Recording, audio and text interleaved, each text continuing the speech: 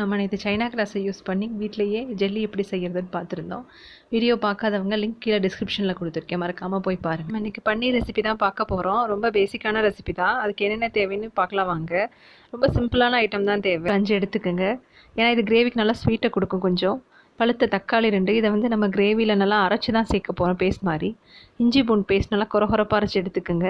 மல்லித்தூள் 1 ஸ்பூன், மிளகாய்த்தூள் வந்து 1/2 ஸ்பூன் எடுத்துக்கோங்க. கரம் மசாலா வந்து 1/2 ஸ்பூன் போதும், இது வீட்டிலேயே செஞ்சது. தாளிப்புக்கு வந்து எண்ணெய் எடுத்துக்கோங்க. கூட வந்து பிரிஞ்சி இலை, வரமிளகா, 2 கிராம்பு மட்டும் போதும்.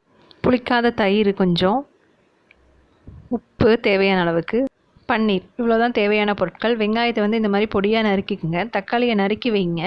நம்ம கடைசியில் ஜாரில் போட்டு அரைச்சி எடுத்துக்க போகிறோம். இப்போ எப்படி செய்யறதுன்னு பார்க்கலாம் வாங்க. தாளிப்புக்கு பட்டை, பிரிஞ்சி இலை, 2 கிராம்பு போட்டுக்குங்க. கூட ஒரு வரமிளகா போட்டு நல்லா வணக்குங்க.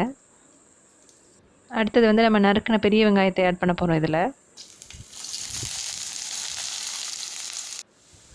உப்பு, வெங்காயம் வதங்கிறதுக்கு வந்து உப்பு போடுங்க கொஞ்சோண்டு.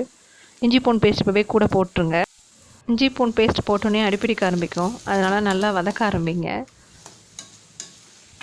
வெங்காயம் வந்து நல்லா வதங்கணும், ரொம்பவும் வதங்க தேவையில்லை, கண்ணாடி பதம் வந்தால் போதும்.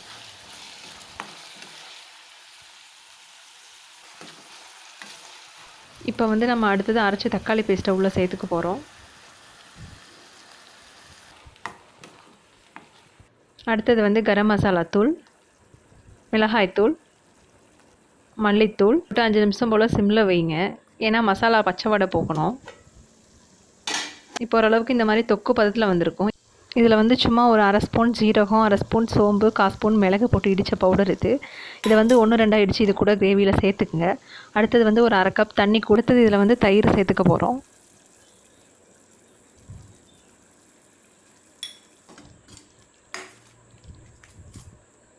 மூடி போட்டு ஒரு 5 நிமிஷம் போல் சிம்மில் வைங்க. இப்போ வந்து கிரேவி ரெடி ஆகிடுச்சு. நம்ம இதில் கடைசியாக பன்னீர் சேர்த்துக்க போகிறோம்.